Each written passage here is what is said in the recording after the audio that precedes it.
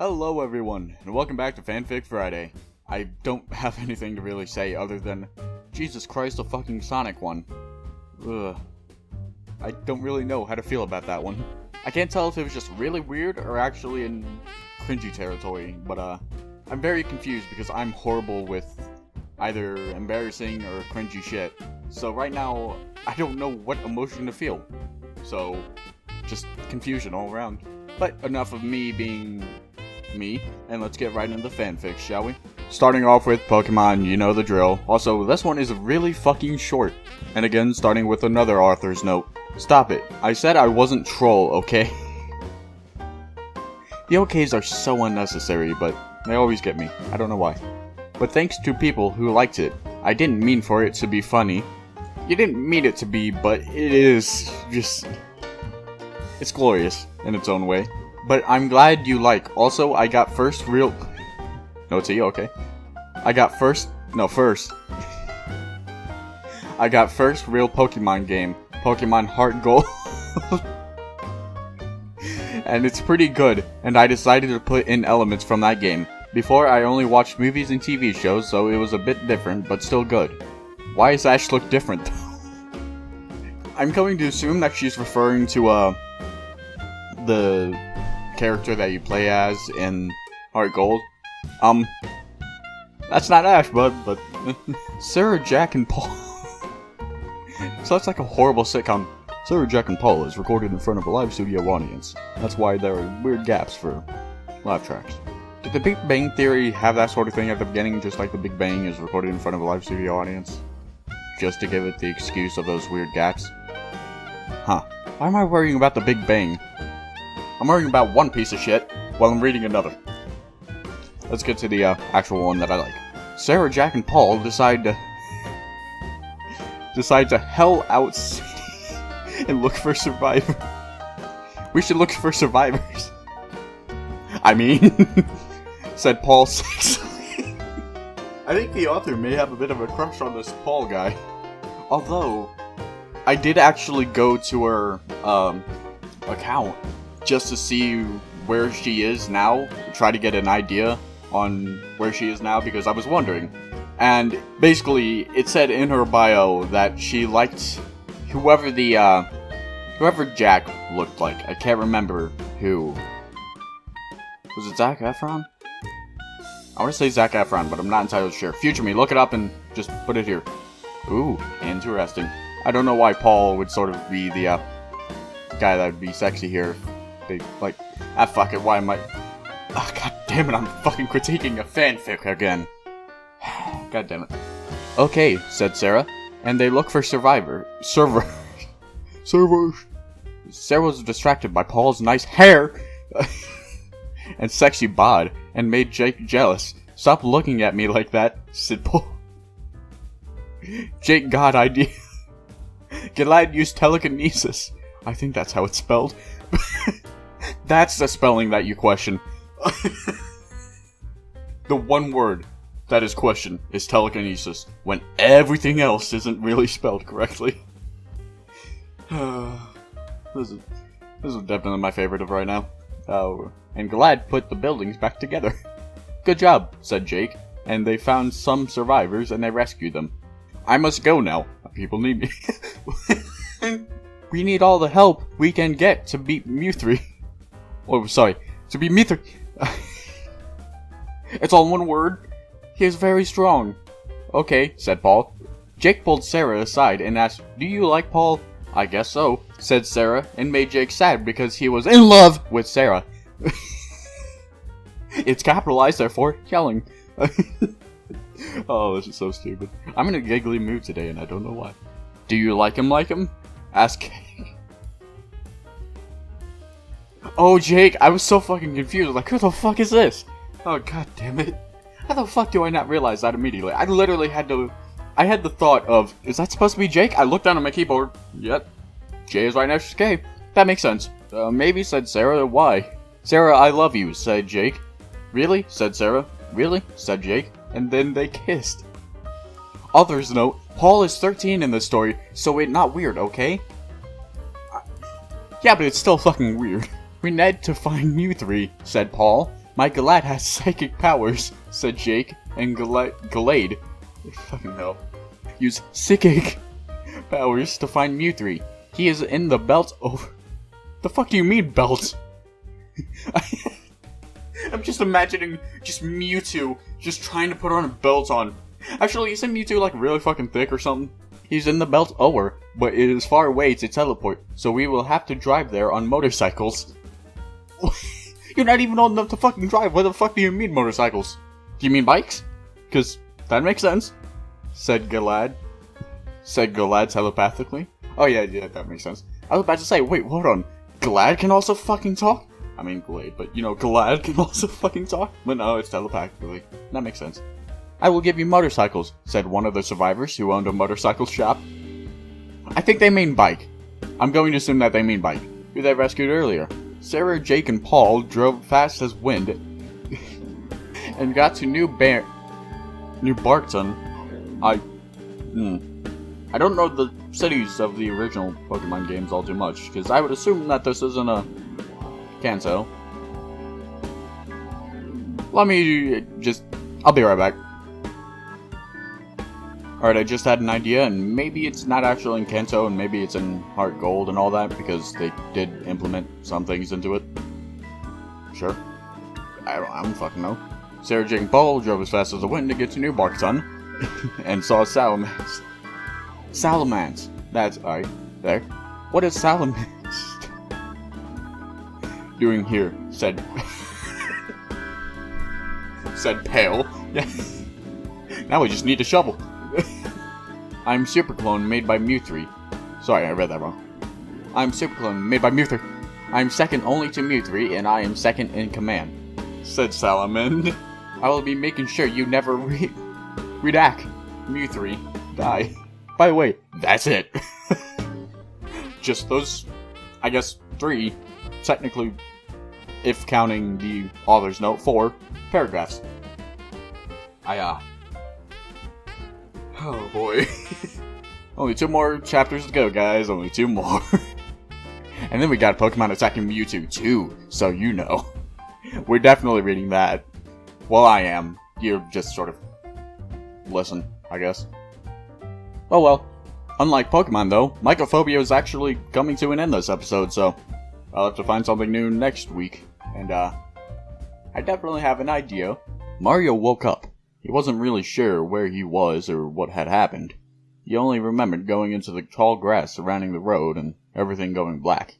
Except this was definitely not the road where all of his friends were. He got up from the ground and surveyed his surroundings. Everything around him was white, except for a light gray road that stretched into the distance, and a blue flame decal coming slowly towards him from the distance. Wait, the blue flame decal was attached to a shiny white van. It was actually pretty small. The only imperfection Mario could see was a dent in the front of the car. Is that the van? Mario thought. Am I dead? Gosh diggity darn it. I was really looking forward to finishing those spaghetti leftovers from last night's dinner. Mario stayed silent as the van slowly stopped in front of him. He didn't know what to do. To stay calm, Mario thought about Peach and Luigi and his friends, and the leftovers. He remembered that, if he really was dead, he might never see any of them again, and got really sad. He decided to speak up. Excuse me, Mr. Dan? Mario tried to sound confident. His words came out like he had just been hit really hard in the crotch. Oh, every man just winced. Oh god. It doesn't matter how much of a man you are, when someone says that they got kicked in the crotch, you wince. And he was trying to tell his friends and family that he loved them in case he died from the pain. Is that you? The van stayed stationary as the engine shut off. Mario saw a small figure moving inside. It definitely looked like a Goomba, but he couldn't make out any more details. Just then, the gravity of the situation hit him. Again. He was standing in front of a ghost van with a vengeful spirit inside, in a weird afterlife-y place he didn't recognize. None of the people he knew were there, and he had nothing to defend himself with, except maybe his shoes if he threw them hard enough. He strongly doubted that would work on a ghost. The car door opened. Mario prepared for the worst. Instead, what he saw was pretty normal, a normal-sized brown Goomba stepped out of the van. He had dark aviator sunglasses, a red and white checkered bandana tied around his neck, or its torso, midsection. You can never really be sure with Goombas, and a black leather jacket. It appeared to be male. If Mario had seen this sight literally anywhere else except for this strange alternate world, he wouldn't have given it a second thought. "Hey there, buckaroo," the Goomba called out in a gruff, friendly voice. "What are you doing in a place like this?" "Are you a Danger Dan?" Mario choked out, bewildered. "Yep, that's me," Danger Dan said. Just agreed that so fucking easily? Okay. He shut the car door and started walking towards Mario. "Hey, wait. What did you do with those toads?" Mario asked accusingly. "Show me where they are." "Toads?" Danger Dan appeared confused. "I don't know who you're talking about. It's just me up here. I don't get visitors often." Wait, hold on. Is Mario actually dead? What the fuck? Is that allowed? No. But Mario was confused as well. 15 toads in the Mushroom Kingdom disappeared one day last month. Right after I saw you that first time. I thought the disappearances were connected to you. Danger Dan was in deep thought. "That's right. I did see you, but I didn't see any toads. Unless their hearts wherever they are." Mario was silent. Everything he knew was a lie. "Then what's happened to them?" "Don't know, man. Sorry. I can't help you." Danger Dan and Mario sat together in the middle of the road. "I just don't know what I'm doing anymore," Mario confessed. "I thought I had the right idea, but I think I just led my friends astray with all of the ghost business. What am I gonna tell them?" "You're a good guy, Mario," Danger Dan responded. "Whoever your friends are, they'll definitely still associate themselves with you when you see them again." Mario sat and looked at the road for a time. "If you're not the bloodthirsty ghost that foreshadows bad things coming into the kingdom," he began, "then who are you really?" "After I crashed into that tree and was buried under the pine cones, I woke up in this place," Danger Dan explained. "The first thing that I remember is that I was in the front seat of this van, at the very beginning of this road. I'm very far from there now, of course, but when I started driving, I just remembered having this feeling that I had to get to the end of the road, no matter how far away it was. I thought that I could finally escape this place and my spirit could rest if I found the ending. I've been trying to get there ever since that day, and I think a few times I may have accidentally crossed over to your world, and that's how you first saw me. Speaking of which, I should probably get back on the road." He hopped up and started waddling back to the car. Wait, I just realized, how the fuck is a Goomba able to drive? "Well, wherever you're going, I hope you get there," Mario called out after the Goomba. Danger Dan turned back and smiled. "Thanks, kid. Have a nice life." He got into the van and turned the key in the ignition. The last thing Mario saw of Danger Dan, he was driving down the road towards the blinding light in the distance. Rip Danger Dan. Just rip Danger Dan. What?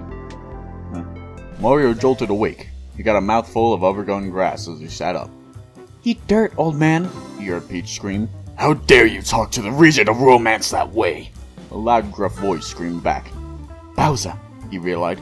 Mario tried to get to his feet, but he got up way too fast, and his head spun as he tried to regain his balance. "You guys, stop fighting! I'm sure we could work this out!" Luigi called desperately.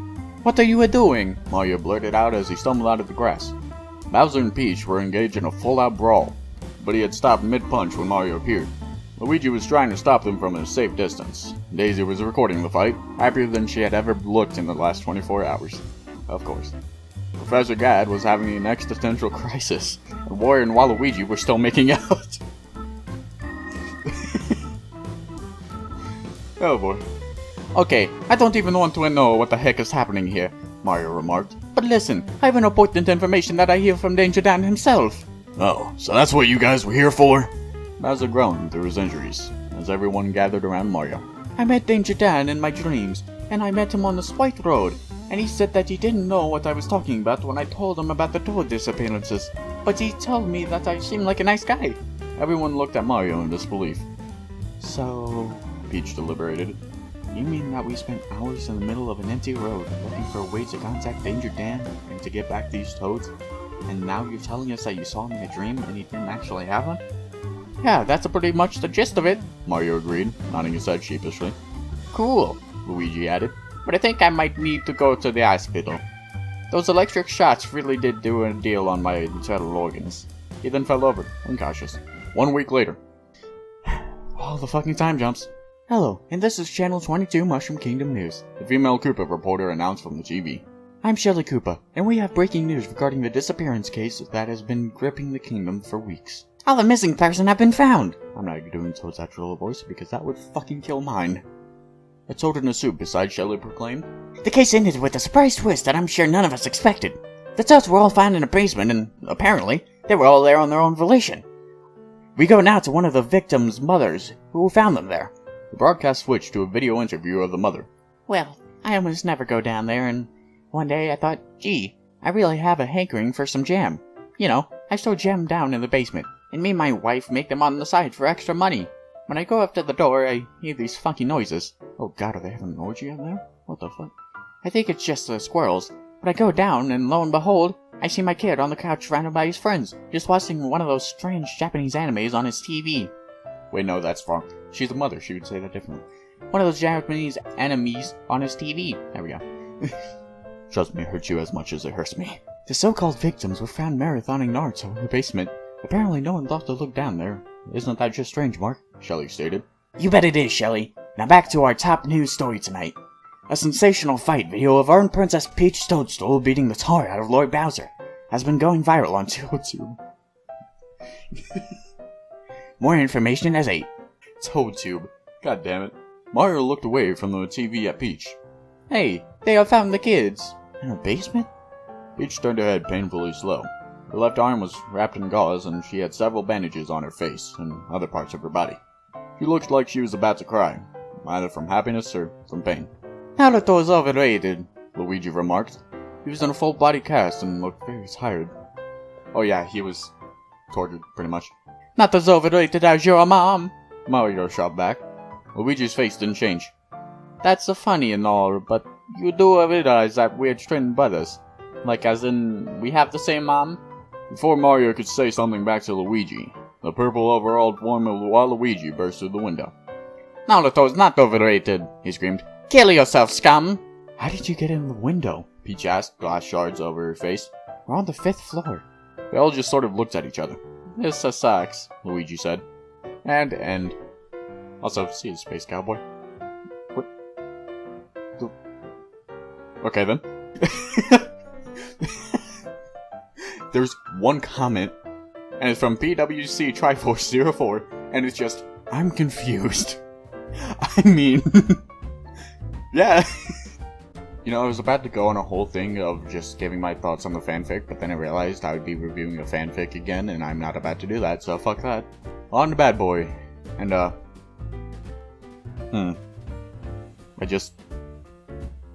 I'll do something about my confusion, I think. I don't fucking know anymore. But yes, Bad Boy again. And this time we're in Sonic's point of view. They know me as the jerk of the school, sometimes the player, or, as I heard, the bad boy. I am personally fine with all of these names. I won't give any explanation on my sudden change of character. All I know is that I get what I want whenever I want. So, what do I say? Oh yeah, I have 3 best friends, Shadow, Knuckles, and Tails. Shadow and Knuckles are more of my trio best friends, whereas Tails is different. He's my best friend as in he knows why I'm like this, and knows all my deepest secrets. I love them all, but I don't show it. But they know I do. Since I have my tittle names, everyone assumes I get any girl I want. It's true, I do. I make them believe I like them, but before they know it, I drop them. They don't seem to care because they're always behind my tail. But I can't help but admit that I am charmed. I think that's supposed to be I am charming, but I used to be the good kid back in elementary, but that changed as soon as I got to 6th grade. Something about being bad just got the best of me, and before I knew it, I went from a sweet boy to a bad boy overnight. I like the new me. I lost a lot of good friends along the way, but they were only holding me back. They weren't at my level. I got into my first in the 8th grade. The adrenaline felt amazing. First what? First what? Fight? First fight? Students soon feared me and nobody dared to cross me. I maintained a reputation throughout middle school, but high school just made things ever better. I went out with a lot of girls. I almost dated everyone in my class except for Amy Rose. I don't know why, but something about her intrigues me. Gotta save the best for last.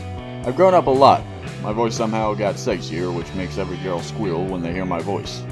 I changed a lot. Let's just keep it like that. I just realized I don't know what Sonic's voice is going to be because I can't do his voice, and I would rather not do an impression because I can't do high-pitched voices. So, I guess I'll just do the narrating voice. I was walking down the empty halls of high school after school. I normally stay late to see what girl I can find, but I never would have thought that I would come across Amy Rose. Alone. Just us. You know what this means. Time to make my move. I quietly walked up to her and placed my hand next to her locker. She was definitely startled because she crashed into her locker. She soon turned to me and took off my shades. I looked into her jade eyes. My eyes trailed up and down, and I was making her nervous. I grinned. I liked what I saw. Oh, God. This is making me uncomfortable. I can't even imagine how Amy feels. Oh, wait, no, she was really excited for this. I'm really fucking uncomfortable. What up, Amy? I asked her. I'm assuming she's thinking of how sexy my voice sounded. No, I hate this. Not much. Why are you talking to me? She asked me. Her tone was harsh, but it didn't seem to bother me. Ouch. I thought you wanted me to talk to you. After all, I heard you were jealous and I never talked to you. I said as casual as I could. I got her there because she then stammered. That was back when I was a freshman. That changed. You see. Well, what do you say I took you out sometime? Say yes, Amy. Say yes. Take me out? Do you think I'm some other girl? As you can see, I have respect for myself, you know. Whatever it is you're trying to do, I won't fall for it. Damn. This girl had respect for herself. I admire that. Well, how about this, Amy? Don't be like that, Ames. Bingo. Her nickname when we were kids. Okay, fine. When? Oh, the sweet sound of success. Oh, I hate this. Friday at 7:30 p.m. I'll pick you up at your house. With that, I winked at her and leave. I dashed home inside. Another long day of Mr. Bad Boy. I'll tell you one thing. I'm a different person at home. I'm more of a Sonic, dear, please take out the trash and wash the dishes. I'm a mama's boy. Oh god, I'm super uncomfortable. I don't think I ever want to be in Sonic's point of view ever again. I'm gonna be honest, I don't even know if I'm torturing the person that I'm actually trying to torture with this shit. As much as I am me. So. Oh, fuck. My plan backfired. Shit. Scroll down a bit, seems like this has 2 more sections left. So, in 2 episodes, this will also be over. I hope, as well as actually Pokemon. Huh. Alright then.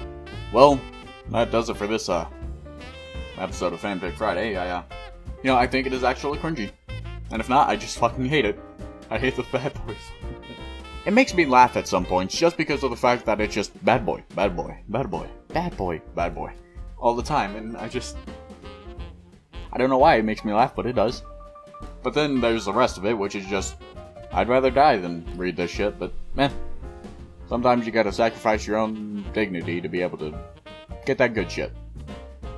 I have no idea where I'm going with this, but other than that, thank you all for watching, and I'll catch you in the next video. See ya! And again, starting with another disaster note, Sarah, Jack, and Paul is recorded. Sarah, Jack, and Paul is recorded in front of a live studio audience. How many dedicated RAM do you need to run a server? Jake, Sarah,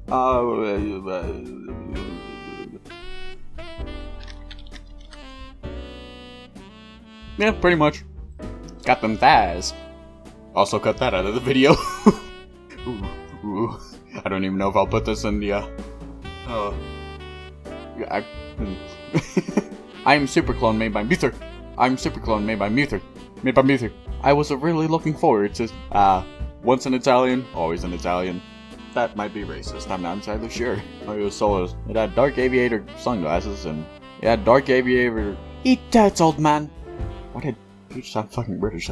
You guys! But he had stopped midway, and I met him on this right road, and he said that he didn't know it was... And he said that I met Danger Dan in my dreams. Those electric shots really did, 1 week later. Hello, and this is my... The female Cooper reported announced from the TV. And we've been having a... Apparently, they were there on their own for volition. And we go now to one of those... I really have a hungry... Now back to our top news of the story. A sensational fight video. Peach turned her head. Luigi mocked. That's fun. The purple overall. Naruto is not overrated. Halloween is my best friend as any. I used to be the good kid back in elementary. I like the new one. I lost a lot of good friends along the way, but they were only holding me back. Oh jeez, that was a slip up. I was walking down the empty halls of high school after school. You think I'm like... I winked in. I have no idea where I'm going with this. Again, blooper reel, all that shit in the fucking end of it. That'll probably be in it.